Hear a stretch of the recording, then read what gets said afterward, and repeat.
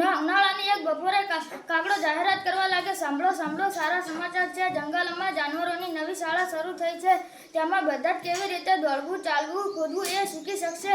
બધા જાનવરો ખુશ થઈ ગયા. બગલાને ઝડપથી દોડવાની ઈચ્છા હતી. બિલાડીને ઉંદરને પકડવા દર કેવી રીતે ખોદવું. બધા જાનવરો કારભાર સાંભળ હતા. ઉંદર પાસે શાળામાં દાખલ થવા પહોંચ્યા.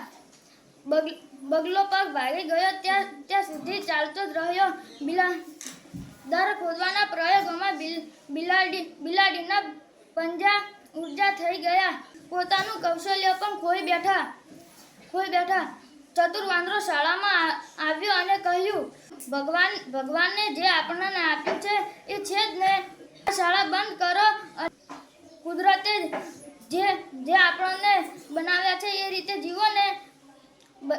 ઉંદર અને બીજા જાનવરોએ ચતુર વાંદરાની વાત માની લીધી.